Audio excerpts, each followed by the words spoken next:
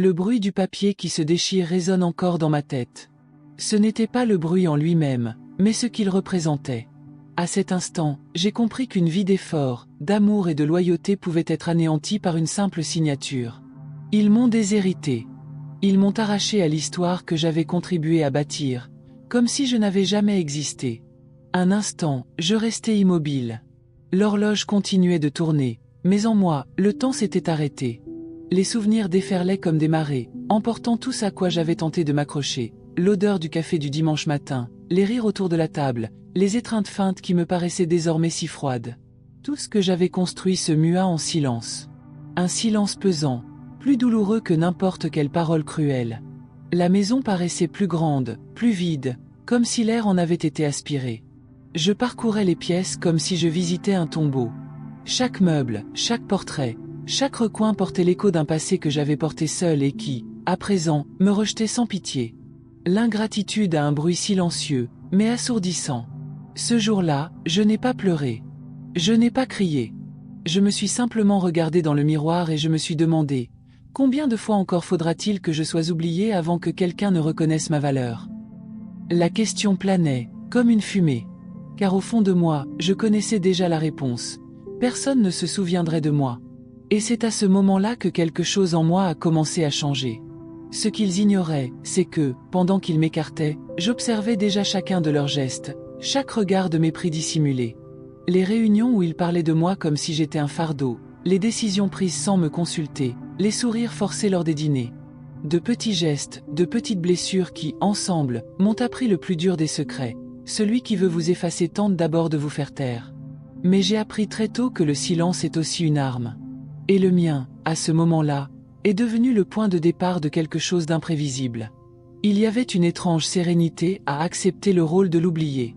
Car ce qui est invisible observe aussi. Et ce qui observe apprend. Il croyait avoir gagné. Que la femme qui essuyait les larmes, payait les factures et prenait soin de tous avec un amour inconditionnel resterait silencieuse face à l'exclusion. Que j'accepterais l'ingratitude comme un héritage. Mais ceux qui ont survécu à une vie de porte close apprennent à forger leurs propres clés. Tandis qu'ils célébraient ce qu'ils croyaient être une victoire, je commençais à écrire quelque chose qui allait tout changer. Non pas un acte de vengeance irréfléchi, non pas une attaque directe, mais un secret. Un secret qui grandissait en moi, patiemment, comme une graine sous la terre. Invisible, mais vivant. Et lorsque le moment venu, quand tous seraient distraits par l'éclat de ce qu'ils croyaient posséder, ce secret s'épanouirait. Non pas dans les cris, mais dans la vérité. Non pas pour blesser, mais pour montrer ce que signifie vraiment le pouvoir de ne pas avoir besoin d'être reconnu pour subsister. La vie, après tout, est un miroir. Ce qu'on lui jette, on le lui renvoie. Et le reflet qu'ils ont laissé en moi, un jour, ce serait le même qui les ferait baisser les yeux, incapables de se regarder en face. Le testament n'était que le début. L'oubli, l'invitation. Ce qui suivit, personne, absolument personne, n'était préparé à en être témoin. Pendant des jours, j'ai erré dans la maison comme une ombre. Les meubles étaient toujours à leur place, les rideaux flottaient toujours au même vent, mais quelque chose d'essentiel avait changé. C'était comme si l'âme du lieu m'avait abandonné avec lui. Je me sentais comme une étrangère dans ma propre histoire.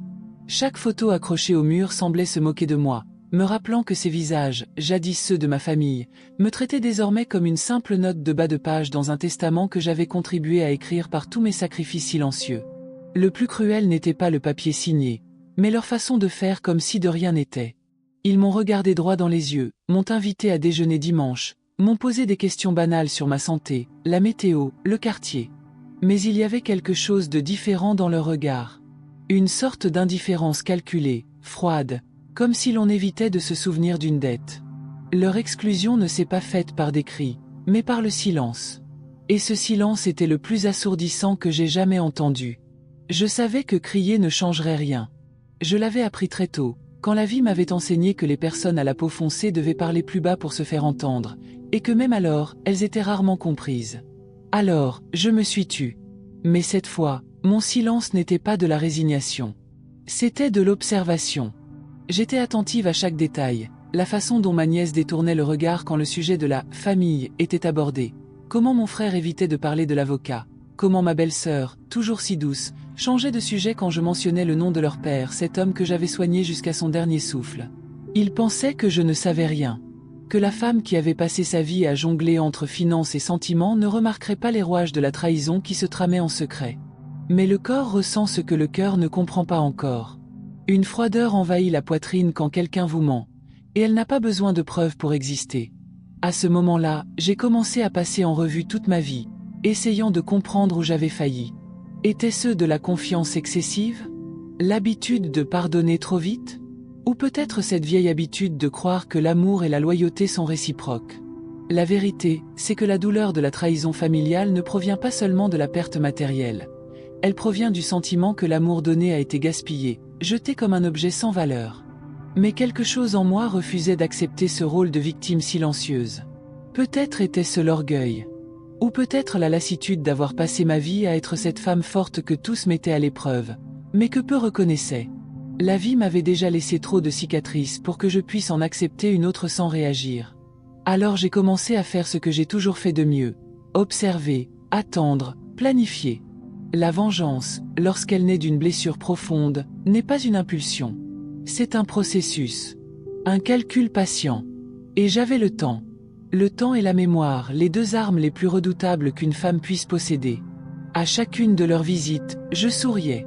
Je leur servais du café, prenais des nouvelles des petits-enfants, feignais de ne pas remarquer leur regard complice. Je les laissais croire qu'ils m'avaient vaincu, que l'oubli était devenu mon refuge. Mais au fond de moi, une flamme silencieuse grandissait. Et je savais qu'une fois allumée, il serait impossible de l'éteindre. Il est curieux de constater comment la vie révèle les vérités au rythme précis où nous sommes prêts à les percevoir.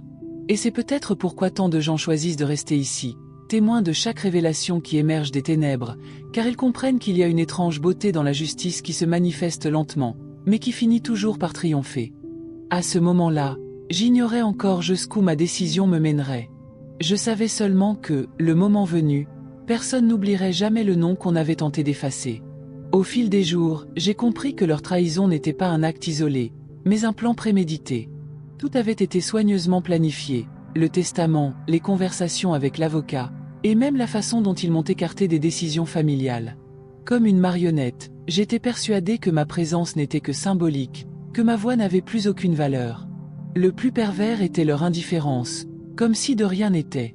Cette froideur ne s'exprimait pas par des mots, mais par des gestes subtils. Un regard fuyant, une main qui se retire trop vite, un silence calculé au beau milieu d'une phrase. C'est alors que j'ai commencé à remarquer le contraste entre leurs paroles et leurs actes. Tandis qu'ils parlaient de famille, leurs yeux trahissaient leur impatience. Tandis qu'ils promettaient fidélité, ils évitaient de me regarder dans les yeux. C'était comme assister à une pièce de théâtre mal répétée, où chacun fait semblant de connaître son texte, mais où la vérité transparaît. La maison, autrefois si vivante, était devenue une scène, et j'étais la seule à en percevoir les détails cachés. Certains soirs, je m'asseyais seule sur la véranda, contemplant le jardin que j'avais cultivé pendant tant d'années. Les arbres étaient toujours là, droits et majestueux, témoins silencieux d'une vie de labeur. Et il m'était impossible de ne pas avoir la gorge serrée en réalisant que même les racines les plus profondes peuvent échapper à ceux qui ne voient que la surface. Mais quelque chose en moi refusait de laisser cette rancœur s'installer. Je savais que si je me laissais envahir par l'amertume, ils l'emporteraient encore. Car la pire vengeance des ingrats est de vous faire passer pour eux. Alors, j'ai décidé que ma réponse serait différente. Silencieuse, mais déterminée. À cette époque, j'ai commencé à collectionner des souvenirs. Vieilles photos, reçus, lettres, disques oubliés dans des tiroirs. Personne ne s'en est aperçu. On pensait que je vivais dans un monde lent et distrait, typique d'une époque qu'ils jugeaient trop avancée pour comprendre leur manigance. Ils étaient loin de se douter que chacun de mes gestes était une étape soigneusement calculée. Le temps a une façon étrange de révéler les intentions. Plus je gardais le silence, plus elles se dévoilaient. Et c'est lors d'une de ces journées de silence que j'ai vu quelque chose qui a tout confirmé. Une conversation chuchotée entre mon neveu et l'avocat, alors que je traversais la pièce avec le plateau de café. Ils se sont arrêtés net.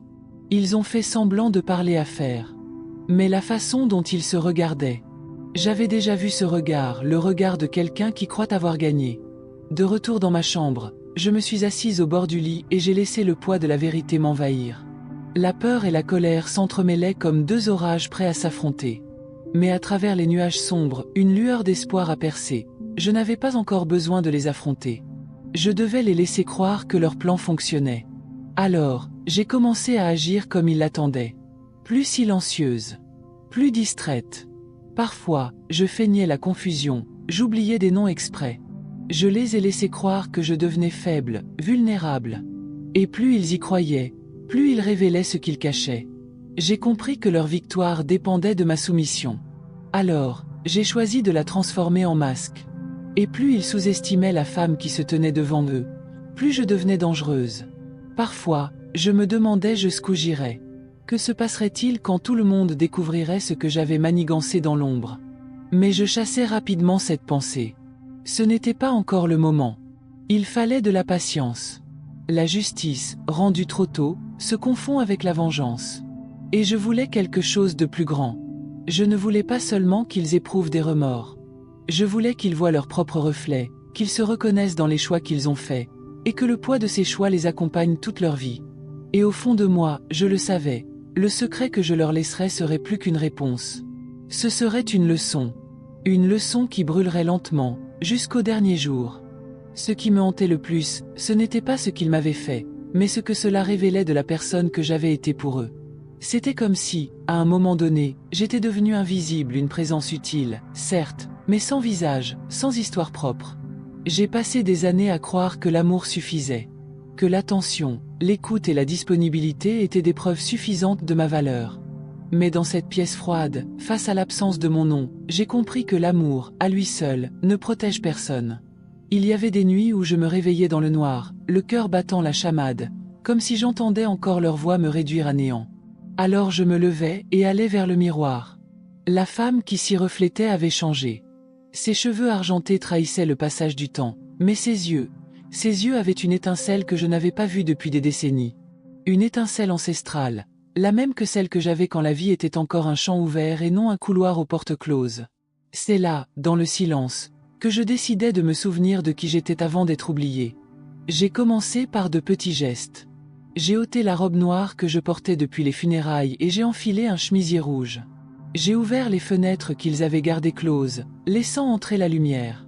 J'ai préparé un café fort et je me suis assise dans la cuisine, à regarder la vapeur s'élever, imaginant que la vie était peut-être comme cet arôme, invisible, mais impossible à contenir. Et lorsque le soleil a touché le sol, j'ai compris une chose simple, la douleur n'était pas la fin. C'était un rappel que j'étais encore en vie. À partir de ce moment-là, j'ai commencé à agir différemment. Calmement, mais avec détermination. Et c'est curieux comme, lorsqu'on retrouve sa force, le monde semble le remarquer. Ceux-là même qui m'avaient traité avec dédain ont commencé à percevoir mon silence autrement. Ce n'était plus le silence de quelqu'un qui accepte, mais celui de quelqu'un qui se prépare. Et c'est à ce moment précis que beaucoup ressentent l'impulsion de soutenir ce cheminement, laissant une trace silencieuse que le message les a touchés car chacun, à un moment ou un autre, s'est senti exclu de quelque chose qu'il avait contribué à construire. Tandis qu'ils poursuivaient leur chemin, sûrs de leur égoïsme, je me suis replongé dans mes souvenirs. J'ai ouvert de vieilles boîtes, relu des lettres jaunies, retrouvé des photos oubliées de sourires qui semblaient appartenir à une autre vie. Sur l'une d'elles, j'étais entouré de tout encore petit, encore innocent. J'ai tenu la photo longuement. J'éprouvais un étrange mélange de colère et de tendresse. Comment l'amour peut-il survivre à la déception? Comment le souvenir peut-il encore réchauffer le cœur, même quand le présent fige tout autour? Ces questions me hantaient sans cesse. Chaque jour était un combat entre le pardon et la soif de justice. Une partie de moi aspirait à disparaître, une autre à les voir tous confrontés à leur propre ingratitude. Mais surtout, je voulais qu'ils comprennent. Non par des mots, mais par des actes le poids de sous-estimer ceux qui ne leur voulaient que du bien. C'est dans cet entre-deux, entre ressentiment et lucidité, que mon plan a commencé à se dessiner. Il ne serait pas guidé par une vengeance aveugle, mais par la précision. Je savais qu'ils se fiaient trop aux apparences, et que c'était précisément en eux que je trouverais ma voie. Après tout, qui mieux que celui que tous croient incapable de garder un secret pour le dissimuler? J'ai compris que la vie est faite de cycles qui se referment lorsque la vérité triomphe. Et peut-être que ma mission n'était pas seulement de récupérer ce qui m'avait été volé, mais de montrer qu'aucune exclusion ne peut effacer ce qui a été bâti avec âme. Au fond de moi, je sentais quelque chose approcher. Un tournant, une révélation. L'air autour de moi semblait plus dense, comme si l'univers entier retenait son souffle. Je ne savais pas encore exactement ce qui allait se produire, mais je le sentais. Lorsque le secret serait révélé, plus rien, absolument plus rien, ne serait jamais comme avant. Un jour, je me suis réveillée et j'ai compris que la peur avait changé. Elle n'était plus en moi, mais en eux. Cela se voyait dans leur regard fuyant le mien, dans les conversations interrompues dès que j'entrais dans la pièce, dans ces tentatives forcées de gentillesse qui n'avaient jamais existé auparavant. Quelque chose en moi avait changé, et il le sentait. Il ne savait pas quoi, mais il savait qu'il n'avait plus le contrôle. Moi qui m'étais si longtemps inclinée pour ne pas les gêner, je marchais désormais droite, d'un pas lent mais assuré. Il croyait encore que le silence était une forme de soumission, alors qu'en réalité, c'était mon bouclier. Le silence, je l'ai découvert, peut-être la manière la plus élégante de crier. Et à cet instant, il a parlé pour moi assez fort pour ébranler les certitudes de ceux qui se croyaient victorieux. J'ai commencé à observer les alentours d'un œil nouveau. La table à manger où j'avais servi tant de repas avait désormais le goût amer du mensonge. L'horloge du salon, qui jadis rythmait la vie familiale, semblait faire un tic-tac différent, comme pour annoncer la révélation. Chaque objet de la maison, la porcelaine, les tableaux, les livres témoignaient d'une histoire qu'il préférait oublier. Celle de ceux qui avaient bâti cette maison brique par brique, rêve après rêve. La nuit, le vent qui s'infiltrait par les fissures faisait ressurgir de vieux souvenirs. Le bruit de la pluie frappant le toit me rappelait les nuits blanches que je passais à coudre des vêtements pour leurs enfants, pour payer les factures et faire vivre la maison qu'ils me refusaient désormais. L'ironie était cruelle. Chacune de leurs réussites portait en elle mon effort invisible. Et c'est dans cette prise de conscience que j'ai puisé ma force. J'ai commencé à comprendre l'immense pouvoir que recèle le fait de devenir ce qu'ils craignent le plus. Une personne qui n'a pas besoin d'être validée. La femme qu'ils voulaient effacer non seulement restait debout, mais portait désormais une lumière qui les démasquait, sans qu'ils aient besoin de la désigner du doigt. C'était un pouvoir qui ne s'achète ni ne s'hérite. Il se conquiert dans le silence, dans la résistance, dans la douleur transformée en dignité. Pourtant, la peur ne disparaissait pas complètement. Parfois, elle me rendait visite au milieu de la nuit. Elle s'asseyait près de moi, murmurant des questions que je ne voulais pas entendre. Et si tout tournait mal? Et si, en essayant de te défendre, tu perdais ce qui te reste? À ces moments-là, je prenais une profonde inspiration et je me souvenais. Ceux qui ont déjà péri ne craignent pas les ténèbres. Ainsi, chaque doute se muait en motivation. Je ne cherchais plus à récupérer ce qui m'avait été pris. Je voulais laisser quelque chose qu'aucune volonté ne pourrait effacer. Un souvenir. Une trace. Un secret capable de transcender le temps et de faire en sorte qu'ils se souviennent de moi lorsque la culpabilité les rattraperait. Il y avait des jours où la solitude pesait lourd. D'autres, elle me libérait. J'ai commencé à apprécier le bruit de mes pas résonnant dans les pièces vides. Leur absence n'était plus une blessure, mais un espace. Un espace que, peu à peu, j'ai rempli de nouvelles intentions. La peur de perdre a cédé la place à la curiosité de ce que je pouvais encore construire. C'est dans cet intervalle entre ce qui m'avait été pris et ce qui allait suivre que j'ai trouvé quelque chose d'inattendu. La sérénité. Non pas la sérénité passive de celui qui accepte son sort, mais la sérénité qui naît de la maîtrise de son propre destin. J'étais, enfin, de nouveau auteur. Et cette fois, le chapitre ne serait pas écrit dans les larmes, mais avec précision.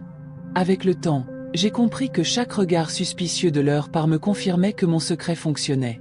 Ils sentaient la présence de quelque chose qu'ils ne comprenaient pas, et c'était ma plus douce vengeance. L'équilibre entre calme et puissance est fragile, et je marchais dessus comme sur du verre. Un faux pas, et tout s'effondrerait. Mais je n'étais pas pressé. J'avais déjà attendu toute ma vie. Et maintenant, tandis que le soleil se couchait à travers la fenêtre et que les ombres s'allongeaient sur le sol, je savais que le moment approchait. Le secret sommeillait encore, mais plus pour longtemps. Une petite voix intérieure me disait qu'à mon réveil, leur monde ne serait plus jamais le même. Parfois, je me dis que la vie a un étrange sens de la justice. Elle avance lentement, presque imperceptiblement, mais trouve toujours le moyen de remettre chaque chose à sa place. Et c'est précisément ce que j'ai commencé à remarquer autour de moi. Un lent renversement des forces.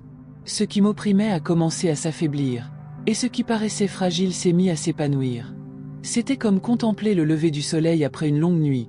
La lumière est revenue peu à peu, révélant ce qui avait toujours été là, mais que personne n'avait vu.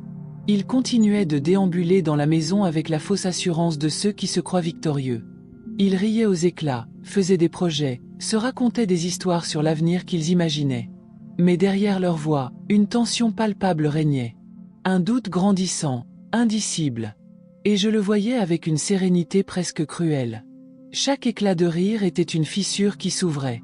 Chaque projet, un rappel qu'ils bâtissaient sur un terrain instable. Entre-temps, je me suis retiré. J'ai passé des heures dans le jardin, à m'occuper des plantes qu'ils avaient toujours ignorées. Les feuilles scintillaient au soleil, et l'odeur de la terre humide m'apportait une paix que tout l'argent du monde ne saurait acheter.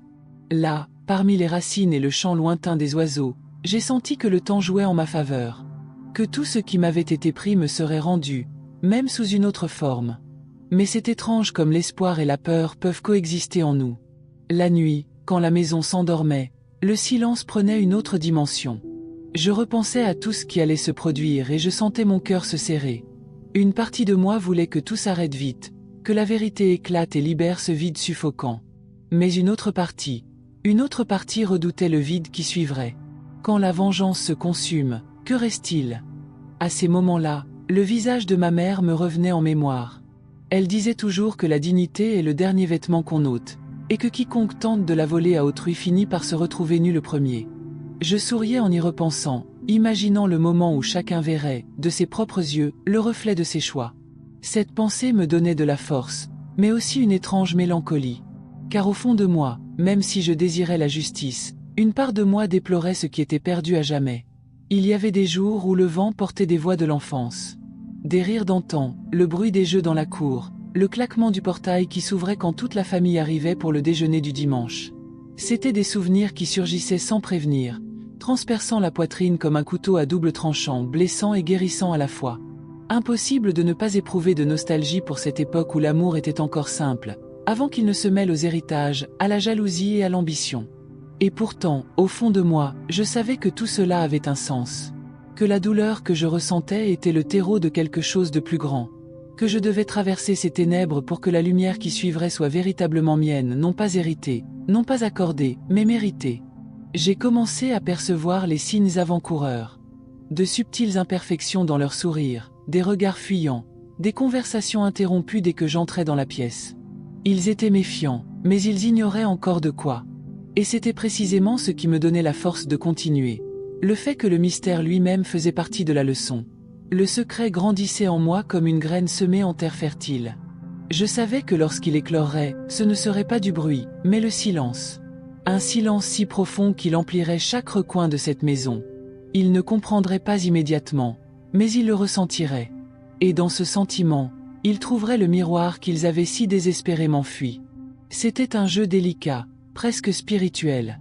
Chaque jour, l'équilibre entre gain et perte, lumière et ombre, espoir et peur se précisait. J'avançais sur ce fil avec précaution, sans hâte. Car la vérité, lorsqu'elle mûrit lentement, a le pouvoir de durer éternellement. Alors que la nuit tombait et que le vent agitait les rideaux, je sentis que le moment était proche. L'air semblait se charger d'électricité, comme si l'univers entier se préparait à ce qui allait arriver. Il n'était pas encore temps de révéler quoi que ce soit. Mais quand le moment viendrait, quand le secret s'ouvrirait comme une vieille blessure exposée à la lumière, aucun d'eux n'oublierait. Jamais. Le temps a commencé à me rendre ce qui m'avait été pris, mais pas comme je l'avais imaginé.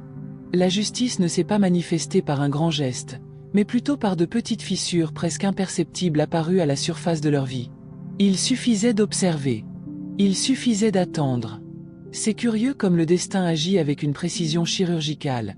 Il ne se précipite pas, mais il ne manque jamais sa cible. Un jour, le plus arrogant d'entre eux, celui qui se croyait invincible, s'approcha de moi avec un regard que je ne lui avais jamais vu. Ce n'était pas du regret. C'était de la peur. Il parlait sans cesse, évitait mon regard, tentait de justifier l'injustifiable par des paroles éculées. Et moi, assis en face de lui, je me contentais d'écouter. Chaque silence que je laissais s'installer semblait être un miroir où il se voyait dépouillé de toute supériorité. Le silence, une fois de plus, accomplit ce que 1000 discours n'avaient pu faire. C'est alors que j'ai compris. Le secret ne résidait pas seulement dans ce que je leur laisserais, mais aussi dans ce que j'avais appris à préserver pour moi-même. Ma dignité, mon calme, ma lucidité, voilà les véritables héritages que personne ne pouvait me voler. Ils m'avaient exclu de leur testament matériel, mais je les avais privés de ma paix intérieure. Et cette exclusion, cette frontière invisible, fut le coup le plus dur que j'ai jamais porté. Leur réaction fut lente, presque pénible à observer. D'abord, les chuchotements. Puis, les regards soupçonneux. Et enfin, le silence pesant qui s'installe quand chacun comprend que le contrôle lui a échappé. C'était comme assister à l'effondrement d'un château de l'intérieur. Et le plus surprenant, c'est que je n'ai pas eu à déplacer une seule pierre. Parfois, la prise de conscience d'une vérité suffit à bouleverser tout l'édifice d'un mensonge. Le secret que j'avais semé commençait à germer. Je voyais dans leurs yeux le malaise de ceux qui pressentent quelque chose sans savoir quoi. Et chaque jour qui passait, la tension montait. L'air dans cette maison semblait plus lourd, comme si une vérité invisible était sur le point de transpercer les murs. C'était presque poétique de voir comment la vie nous rend ce qui nous est dû, à l'identique, mais avec intérêt. Il y avait des nuits où, parcourant les couloirs, je sentais le poids de l'histoire peser sur mes épaules. Non pas le poids du ressentiment que j'avais laissé derrière moi, mais celui de la responsabilité. Je savais que ma décision n'était pas seulement un règlement de compte, mais un miroir. Tout ce que je ferais désormais servirait de leçon, non seulement pour eux, mais pour quiconque, un jour, douterait de la valeur d'une femme comme moi. On imagine souvent la vengeance comme un acte de destruction, mais en réalité, c'est un acte de révélation. Elle ne crée pas le chaos, elle ne fait que mettre au jour ce qui était déjà pourri. Et c'est peut-être pour cela que tant de gens se sentent mal à l'aise en entendant des histoires comme la mienne. Car, au fond, chacun a quelque chose à cacher, un secret qu'ils préféreraient ne jamais révéler. C'est alors que beaucoup ressentent le besoin de partager leur propre vérité, de dire ce qu'ils feraient à ma place, comme si la confession de l'un était le reflet de celle de l'autre. Parfois, je me dis que tout ce processus me concernait moins qu'eux. Chaque étape, chaque choix, chaque silence, tout m'a façonné jusqu'à ce que je me reconnaisse à nouveau. C'est étrange, mais c'est l'abandon qui m'a permis de me reconstruire. Ils croyaient me punir alors qu'en réalité, ils me libéraient. Et pourtant, la tension ne s'était pas complètement dissipée. Il y avait comme une promesse tacite, une dernière pièce encore en suspens. Je le sentais. Le destin n'avait pas encore rendu son dernier mot. Chaque lever de soleil apportait un nouveau signe, un appel téléphonique évité, une conversation interrompue, une expression de culpabilité à peine dissimulée. Ils savaient que quelque chose les attendait, mais ils ignoraient quand et comment. Et moi, patiemment, je les observais grandir en silence, rongés par la peur. C'était le genre de châtiment qui ne laisse aucune trace visible, mais qui les consume de l'intérieur. Et, entre deux couchers de soleil, j'ai compris que mon histoire n'était pas seulement une histoire de vengeance, mais aussi de renaissance. Il ne s'agissait pas de récupérer ce qui m'avait été pris, mais de montrer que ceux qui sont éteints peuvent, en effet, renaître à la lumière. Et lorsque cette lumière brillera enfin, aucune ombre ne pourra la cacher. Au fil des jours, ce qui n'avait été qu'une présence silencieuse devint presque palpable. Le secret avait pris vie. C'était comme un vieux parfum qui, même enfermé dans un placard, persiste à embaumer l'air. Je voyais le malaise se dessiner sur leur visage, la gêne s'installer peu à peu, telle une tache indélébile. Personne n'en parlait ouvertement, mais tous le ressentaient. Et c'était ce silence qui les tourmentait le plus. La maison semblait respirer différemment. Le même espace où j'étais invisible me regardait désormais. Les murs recelaient des souvenirs que j'étais la seule à connaître, et parfois, au passage du vent, il semblait qu'ils murmuraient des souvenirs qu'ils cherchaient à oublier. C'était comme si le temps lui-même avait décidé de se venger. Et moi, d'une certaine manière, je n'étais qu'un instrument. L'espoir et la peur se mêlaient en moi. Certains jours, je croyais à une justice certaine, inévitable, presque poétique. D'autres, le poids de l'incertitude m'accablait. Étais-je allé trop loin? Me perdais-je à force de vouloir rétablir l'équilibre? Ces questions surgissaient comme des fantômes, au plus profond de mon silence, et je ne les chassais pas. J'ai appris à les accueillir, à les écouter sereinement. Car c'est parfois dans l'inconfort que la vérité se révèle. Mais chaque jour qui passait, un petit signe me confirmait que j'étais sur la bonne voie. Un regard fuyant. Un ton de voix changé. Une confession chuchotée dans un couloir. Ils commençaient à se méfier les uns des autres, et ce fut la première véritable fissure. La loyauté qui les avait unis contre moi s'effritait, et le plus ironique, c'est que je n'avais rien eu à faire. Un mensonge, lorsqu'il prend trop d'ampleur, finit par dévorer celui qui l'a créé. Le contraste entre ce que je ressentais et ce que je voyais était presque insoutenable. En apparence, je conservais mon calme imperturbable, le même sourire contenu, les mêmes gestes lents. À l'intérieur, c'était un véritable tourbillon. J'avais l'impression de traverser un champ de mines émotionnelles. Chaque souvenir douloureux m'obligeait à choisir entre m'affaiblir ou me fortifier. Et, sans m'en rendre compte, je devenais une personne que je ne reconnaissais même plus. Une femme qui maîtrisait son destin avec un calme presque effrayant. Parfois, je me surprends à contempler le coucher du soleil par la fenêtre et à songer à tout ce qui aurait pu être différent. Si seulement on m'avait témoigné un peu de respect, un peu de gratitude, rien de tout cela n'existerait. Mais peut-être était-il nécessaire de traverser cette épreuve pour comprendre le pouvoir du silence. Car le silence n'est pas l'absence, il est la présence à l'état pur, et désormais, elle m'appartenait pleinement. Le secret grandissait.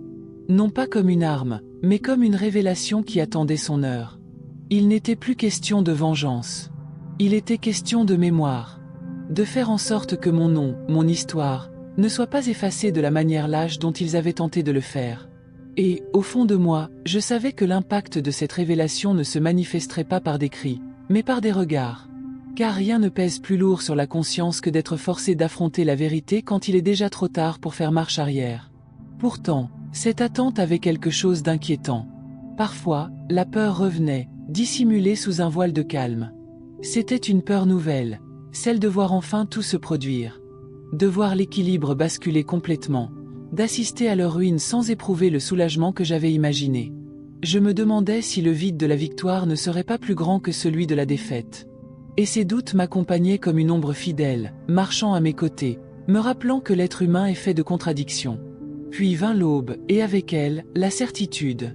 L'univers a ses propres voies, et tout commence par la patience. J'ai contemplé le lever du jour et senti la brise caresser mon visage, comme pour me dire « Attends, c'est presque là ». Et j'ai attendu. J'ai attendu non pas la vengeance, mais l'inévitable révélation qui allait venir. La tension était presque palpable. L'air semblait plus lourd, le silence plus pesant, les conversations plus brèves. Ils ignoraient ce qui les attendait, mais ils le sentaient. Et c'est ce qui rendait la situation d'autant plus intense. Car parfois, la peur de l'inconnu est un châtiment bien plus terrible que la vérité elle-même. Alors, entre espoir et doute, entre l'amour qui subsistait et le ressentiment qui s'obstinait à ne pas disparaître, j'ai continué. Chaque respiration me semblait un pas de plus vers une fin déjà écrite, mais encore endormie. Et je le savais, quand il se réveillerait, plus rien ne serait jamais comme avant. La tension était telle qu'il était impossible de faire comme si de rien n'était. L'air semblait plus lourd, les murs plus proches, et même le tic-tac de l'horloge s'accéléra, comme si le temps lui-même avait décidé d'assister au dénouement.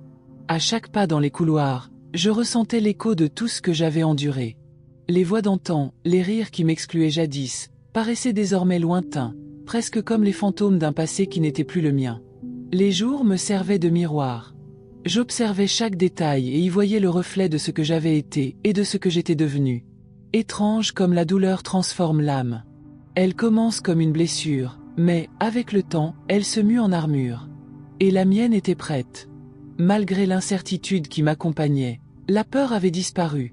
La peur était devenue la matière première de ma force.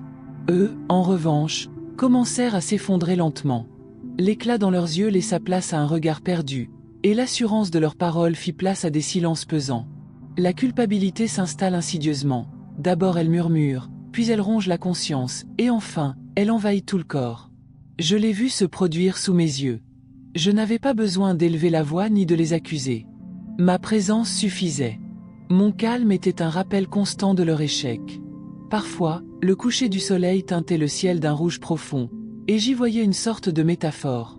C'était comme si le jour, en s'éteignant, laissait une confession à l'horizon. Tout a une fin, même les mensonges. Et la nuit, quand l'obscurité s'installait, je savais que derrière chaque ombre se cachait une histoire qui ne demandait qu'à être révélée. Le contraste entre l'ombre et la lumière n'avait jamais été aussi saisissant.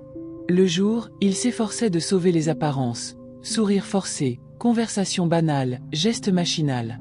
La nuit, le silence révélait ce qui subsistait, la peur, le regret et le sentiment d'être observé par une force invisible. Et, d'une certaine manière, c'était bien le cas.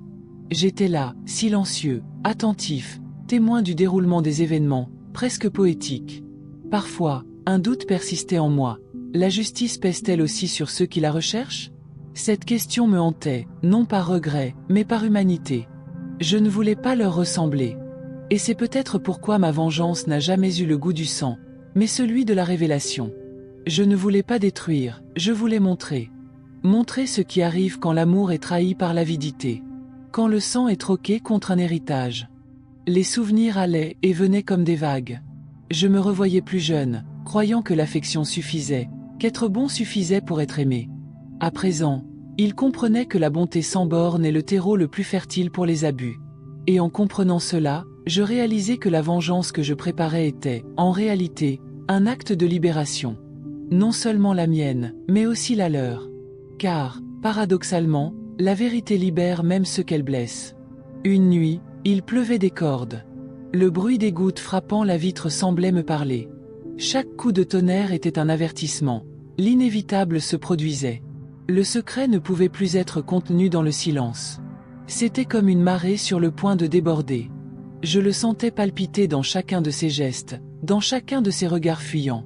Le moment était proche, et je savais que lorsqu'il arriverait, il n'y aurait plus de retour en arrière. Et pourtant, il y avait de la beauté là-dedans. Une beauté étrange, presque tragique, mais bien réelle. La beauté de voir les destins s'aligner, de sentir que l'univers possède sa propre forme d'équilibre. Parfois, la justice n'est pas un acte, c'est un processus. Et j'y étais, pas à pas, sans hâte. Tandis que je contemplais le reflet de la pluie sur la vitre, je pensais à tout ce qui allait encore arriver. Le secret que j'avais semé allait bientôt éclore, non pas comme une explosion, mais comme une révélation inévitable. Et quand cela arriverait, leur monde ne serait plus jamais le même. Mais pour l'instant, j'attendais. Calmement. Comme quelqu'un qui regarde une flamme dévorer lentement tout ce qui est bâti sur des mensonges. Car la vérité, lorsqu'elle arrive, ne demande pas la permission. Elle entre, illumine et aveugle tout le monde jusqu'à ce qu'ils réapprennent à voir. Le matin où tout s'est enfin produit, l'atmosphère était différente. Un silence pesant régnait, de ce genre de silence qui précède les grandes révélations. Je me suis levé tôt, j'ai préparé mon café comme d'habitude et je me suis assis près de la fenêtre. Le ciel était grillé, et étrangement, cela m'apaisait. C'était comme si le temps lui-même savait que ce serait le jour où la vérité éclaterait au grand jour, et qu'il se préparait, par respect, à en être témoin. Le secret que j'avais si précieusement gardé n'était pas fait de mots, mais de preuves. Chaque document, chaque enregistrement, chaque souvenir, tout était là, attendant le moment propice pour être révélé. Et quand ce moment est arrivé, il n'y a eu ni cri, ni chaos. Juste un regard. Leurs yeux, paralysés par ce qu'ils avaient découvert. C'est à cet instant que j'ai compris. La justice ne fait pas de bruit. Elle murmure. Et ce qu'elle dit est sans appel. Leur réaction était presque poétique.